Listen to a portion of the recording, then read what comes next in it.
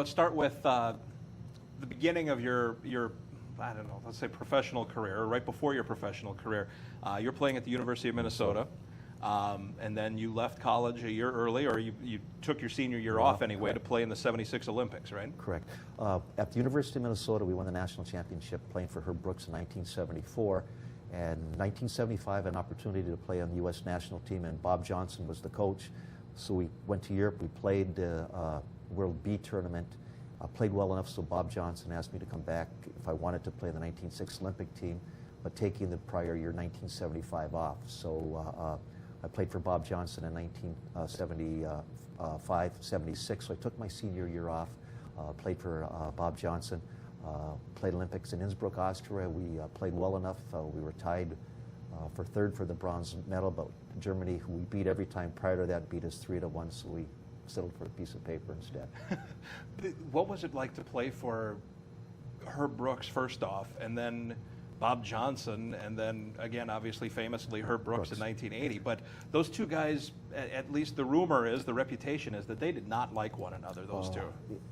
Yes, that rumor is true. I know they really didn't care for each other that much, but they were complete opposite coaches, both very successful, very good.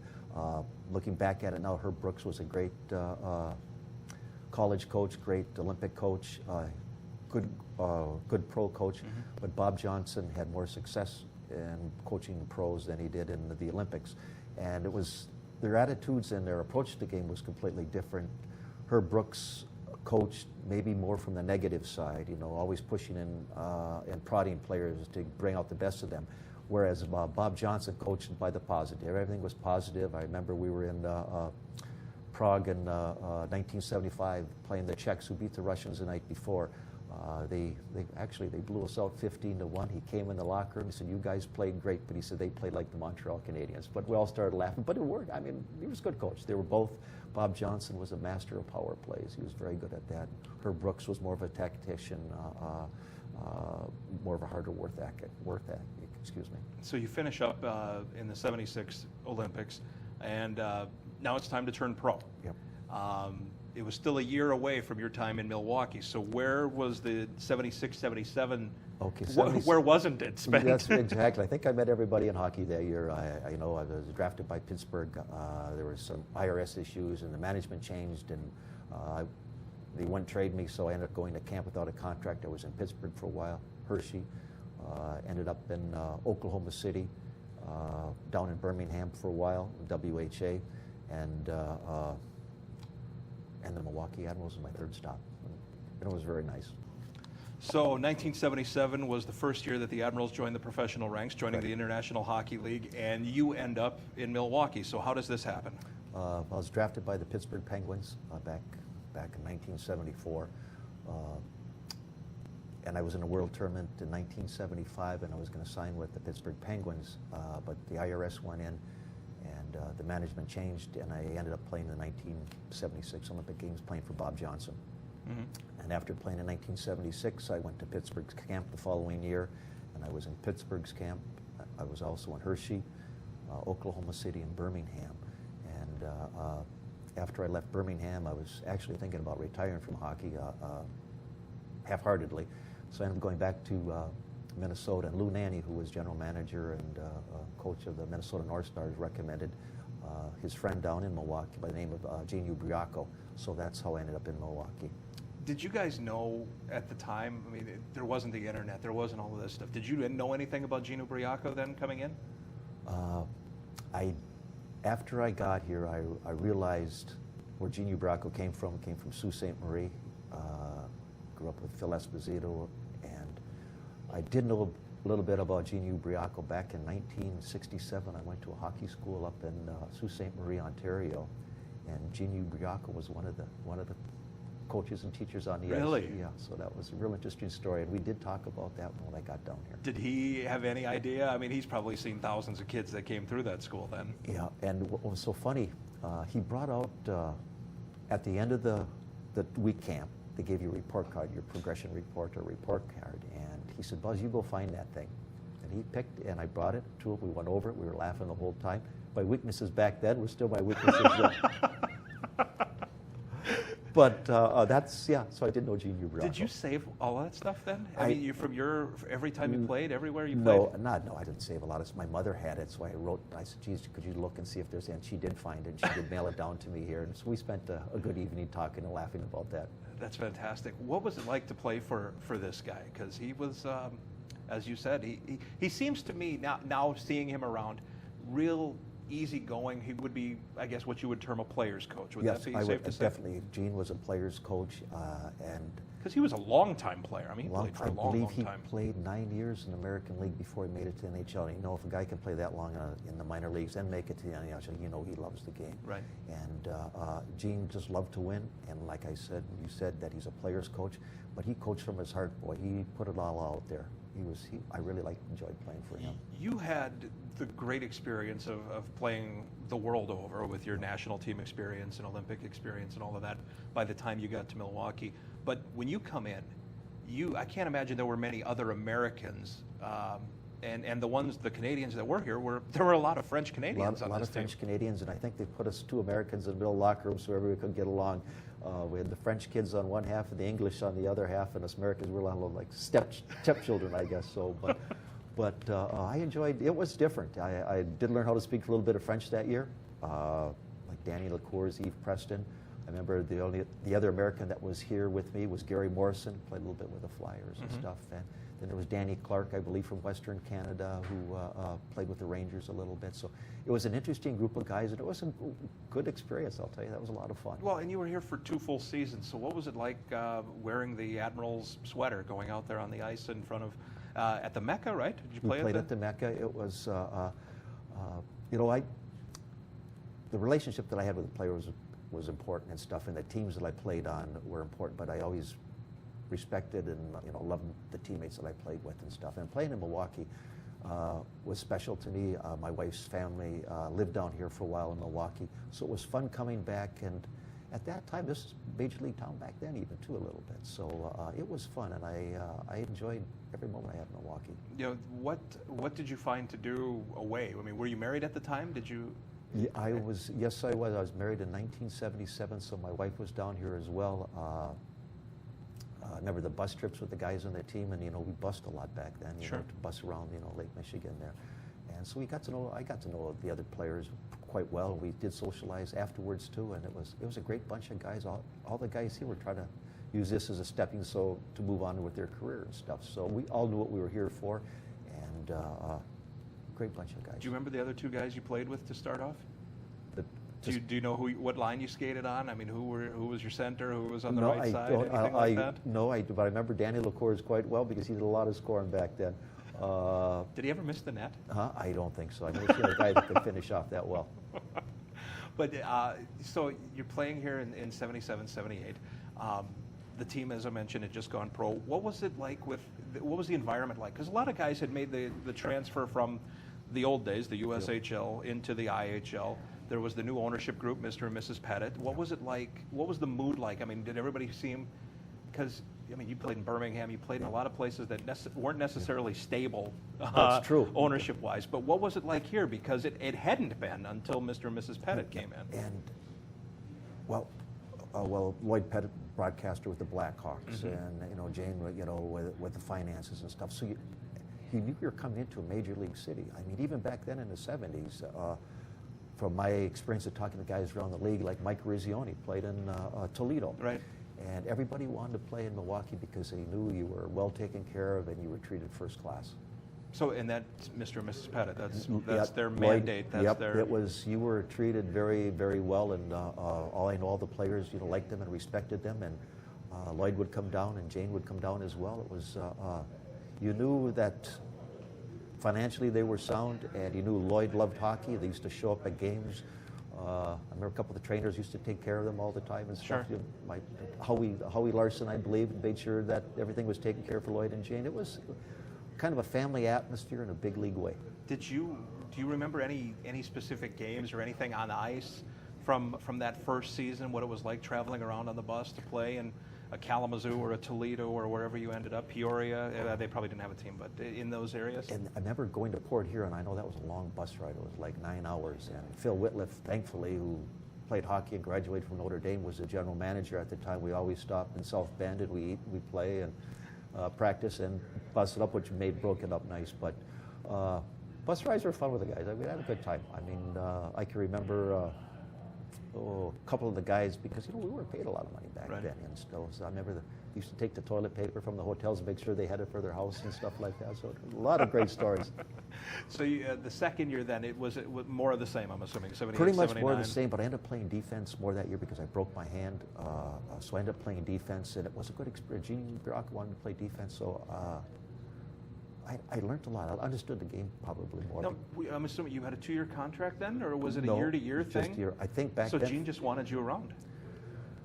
Well, what happened is Herb Brooks talked to Gene Udraco, and I was going to go to Europe in 1979 to play, but Herb Brooks wanted me on the 1980 Olympic team, so he said, Buzz, you stay in the States so I can keep an eye on you and so I can justify putting you on the team. So Gene Udraco talked to him, and Gene was, like I said, he's a player's coach. He said, you can be straight up with this guy? And Herb said, yeah, don't worry about me. And so I ended up coming back, played defense because I broke my hand, and I learned a lot more about the game playing forward and defense. That's real interesting. And then Davey Christian did that on the 80 team. Yep. He went and played defense. Yeah, That's he interesting did. that it happened that way. Yeah. Because I remember one time we were playing Toledo, and Mike Rizzioni had a lone break, and I tracked him down. We both flew into the net. He said, what are you doing playing defense? You let him know. Oh, yeah, I let him know. I said, this is why I'm here. So after that season, then it's national team time once again, right? 79, getting ready for the 80 Olympics. No, I played on 6 U.S. national teams, 74 through 78. Okay. And but so I didn't play in 1979 on the World Tour because I had my hand, my thumb was broken, so I didn't go on that trip. Okay. So now we're getting ready for the 80 Olympics. Exactly, and that's when Herb Brooks at that time was checking out the national team. I believe it was in Moscow to evaluate the players that he wanted on the team. How many guys from that team? I mean, did everybody most of the guys carry over from that club, that team that moved over, do you know? A little bit did. I know Ralphie Cox, who ended up getting let go, was one. There was a few players, yeah. Jimmy Craig, I believe, was on the team, Phil Vercoda, and there was a few other Minnesota kids as well. We all have an idea now of that 80 Olympic team, not only from what we remember from that time, but because of the movie that came out several years ago. How accurate was that movie to what you guys went through? Obviously, there's a little fictional. Oh yeah, it was. The movie was done, I'd say, pretty good. I mean, Disney came to us guys a year and a half before it was filmed, and they started asking us everything from what we wore to what we did. So they had a lot of background before they actually did the movie. And the movie was special to me because my son ended up playing myself in the movie, and that was the first time for I was told the people in Hollywood that a son actually played his father in a movie. So I guess that was the first. So it was kind of neat. Because also during that year we had to promote the movie for Disney, so I had to travel around. They took 5 of us guys with our 5 actors, and we went around the country to help promote the movie. So I got to travel with my son a little bit and have a lot of fun. That's very cool. And getting back to the fictional parts, there's a few things. I know the 2 boys from out east, Rob McClanahan and Jack O'Callahan, it was verbal. They didn't actually physically fist fight, so that was, they took a little bit of liberties with that. The plane up in Warrow never hit a moose. The plane hit a light pole 3 times, same light pole, and there was 2 small planes. And that was Thief River Falls, right? Thief River Falls, yeah. And the other thing in the movie that wasn't true is I know after we got beat or tied in Norway, we had to skate. I never had to skate in that episode in the movie. My son did, so because I got thrown out of the game. Reason being, one of the players on our team, the referee at that time was really bad. We had a defenseman who was one of the 26, went over to the referee and covered his eyes and telling the European referee is like a blind man. And Herb Brooks said, Buzz, why don't you go out and find out what was going on out there? So I go out there, the referee looks at me and he says, you're out of here. I said, well, I didn't do anything. He says, I don't care, you're out of here. So I ended up watching him skate with Craig Patrick for about an hour. So you're in street clothes. I was in street clothes, and those guys skate so long and so hard, I felt guilty. And I told Craig Patrick, I said, should I put my skates back and go on out with him? He says, no, Buzz, cool it. He says, you stand here with me, they'll be done in a few minutes. They weren't done in a few minutes. They're done about 45 minutes later. How hard was it to have hope going into that game against the Soviet Union? I mean, because it wasn't that long before that they had taken it to you guys. They beat us in Madison Square Garden, I believe, about a week or two ahead, of 10-1 or 10-2. Really, it wasn't even that close. I mean, we were in awe of them. I know a lot of the younger guys were. Sure. I know I played against the Soviets, their #1 team, maybe a dozen times, and that was the first time that I've been on teams that ever beat them. So, it's. But during the Olympics, after we played the Swedes, and they were considered maybe the top. Looking back at the Olympics, we were seeded 7th, right. And we were actually shooting for 3rd. But after we tied the Swedes, which was probably we thought would maybe win the bronze or the silver, we thought they were one of the strong. But after we tied them, then we ended up playing the Czechs, and the Czechs, who we thought were the 2nd best team in the world, we ended up beating them. So we knew we were kind of on a roll after the Czech game, and Herb Brooks told us throughout the whole tournament, he had us prepared because he said, look at the Russians, they're lethargic, they're not changing rapidly enough, and they're kind of coasting, he said, they're ripe to be beaten. And Finland gave the Russians a good run. Team Canada also gave the Russians a good run. So he had us programmed already before the game how to approach the game. And we thought if we could stay close with them till the end, we might have a chance. So you're saying you go into the Olympics thinking, okay, let's hope for a medal. Let's hope for a medal. So what was it that got you guys to be playing better hockey as it wore on? I mean, obviously you played well against Sweden, right? But that might have been the impetus for the rest of it. But what got you to the point where you could play Sweden that well? Or did it just come together? We ended up playing in a B tournament. Well, we had a prior Lake Placid tournament during the year, and the other European teams brought teams, but they never brought their best team. There was always like a club team or some other all. So Herbie said, you guys, we ended up winning the tournament, but he said, you guys didn't play that well, And he said, you got to improve on this, improve on that. But from then on, I mean, we were so programmed.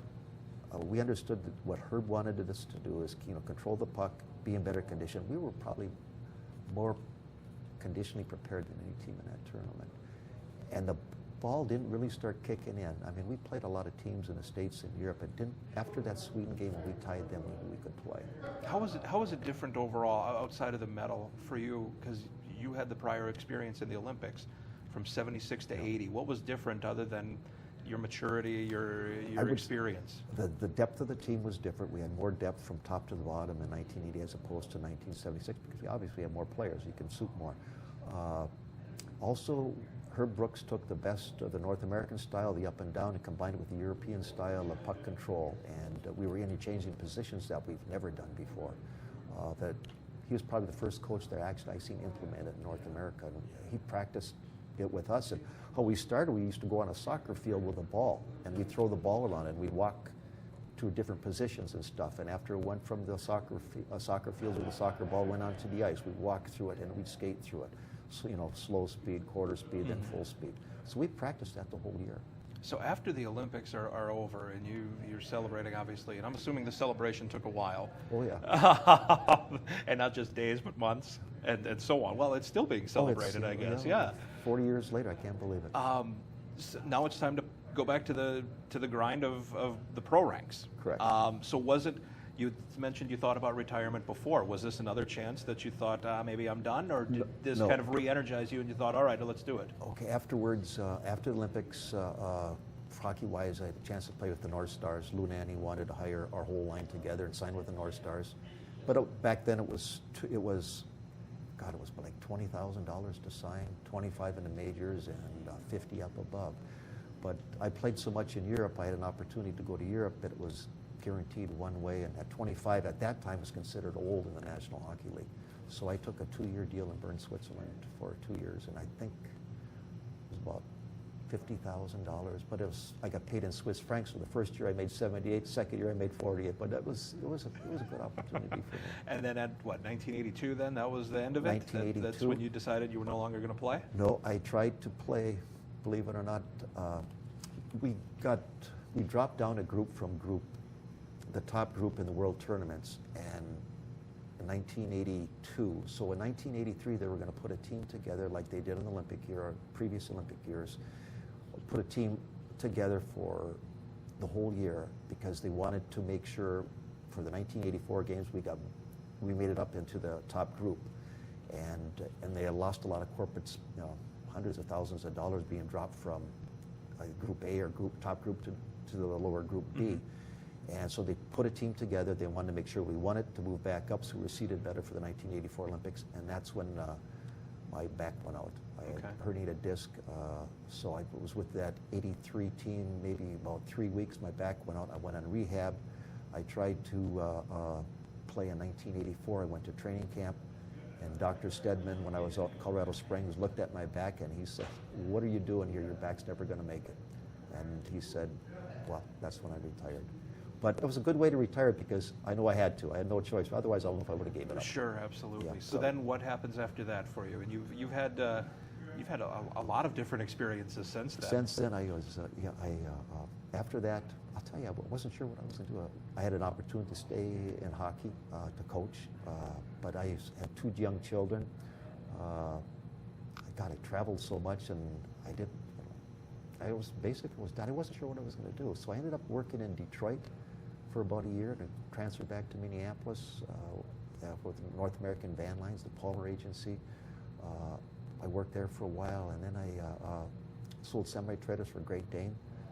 Handled all of Minnesota and parts of western Wisconsin for a corporate office out of Savannah, Georgia. And then who my general manager was Lefty Kern, an old goaltender who played in the 1972 Olympic team, and also All-American in North Dakota. And so we had fun. We talked more hockey than I think trailers, but we did both very, very well now. And then I left there and I ended up getting into real estate in 2001. I worked for a company. Then I started my own company in 2005, looking for land for developers. And it was going great there until 2009. And I got a call from the State Department in Washington if I wanted to go to Turkey for 2 months to put on hockey clinics for the youth over there from 6 to 16. And it turned out I ended up teaching kids from 16 to 30. I ended their national team players were there. So when I came back, I thought I was still going to do well in real estate or get it going again. And the market was still bad. And the Turkish Ice Hockey Federation asked me to come back to Turkey to work to be their coordinator. So I ended up coaching their under-18 national team. And I was a general manager of the Turkish national team that were down in New Zealand back in 2009. That's got to be terribly exciting. I mean, because now you're part of the 1980 team here in the United States, which really got the country going in hockey. The interest and the number of Americans that started playing is crazy. Now you're kind of doing the same thing here in Turkey. It was, and after I will say that in 1980 Olympics for us guys, it opened a lot of doors that we normally would never gotten sure. to, and I think that year that I went over there, our team was recognized the number one moment in the last, 100 years of international hockey. So we were nationally recognized. In fact, even during Olympics in '80, we were probably more popular in Europe than we were here in the United States. So that was a lot of fun. I enjoyed doing that. Hockey has a long ways to go. Got to learn a lot about another culture. Still got a lot of great friends over in Turkey, so it was fun. When you look back on your time here, your 2 seasons in Milwaukee, what stands out? What sticks with you? Okay, for my best moment, I would say that I think I might have told you this earlier. When I was a kid, 1965, I went to a hockey school in Sault Ste. Marie. Gene Ubriaco was there, Phil Esposito, Chico Mackey, one of the Mahovliches was there. And coming back and meeting my former teacher, playing for the Admirals was, I think, that was the highlight for me for the Admirals. And he gave me a report card when I was 13 years old. Coming back a dozen years later, we looked at the report card, and my weaknesses were my strengths were still my strengths. So that was probably the most memorable thing that I can remember in Milwaukee. I want to ask you about a couple of the guys you played with here, and you mentioned Danny before, but what was Danny LaCour like, a young man playing in this league?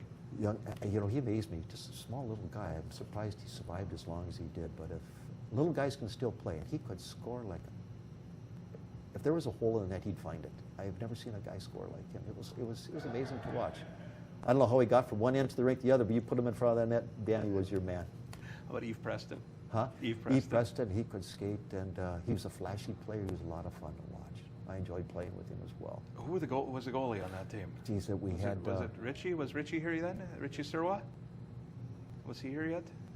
Pete Peters. Pete Peters, yeah. Pete Peters Pete was here. Pete Peters, Richie Serwa was here. Pete Peters was here, and Bobby Froese Bobby was Froese, here. yeah. And it was, look at all those guys. They were great goalies. There's a lot of Philadelphia ties in those clubs. Yeah, it was. Yeah, there was. They had good ones, good crew. Excellent. I'm just trying to think of the story about Frankie or Serwa. I can't remember it now. Well, everybody talks about when he stayed in net, he was pretty good. Yeah, yeah. But he when was good. he liked to wander a little Yeah, bit. there's a story I forget. I was just explaining to somebody last night about it, and I can't remember it now. God, it'll come to me, but it was a lot of interesting stories. It was a lot of fun. You're a young man. You get to play hockey. You get to, I mean, all in all, I guess hockey's a pretty good way to go. Oh yeah, it's been good to me. Like I said, we got to travel, and it's opened a lot of doors to other different functions and events and stuff. And I would say of all the guys in the 19, everybody's pretty humble guys. You know, with 20 guys, you can't get on a line because you say something, boy, they'll jump right on you. So it's just like it is here with the Milwaukee Admirals right now. You don't get too many guys, run around with big heads. Everybody lets them kind of know a little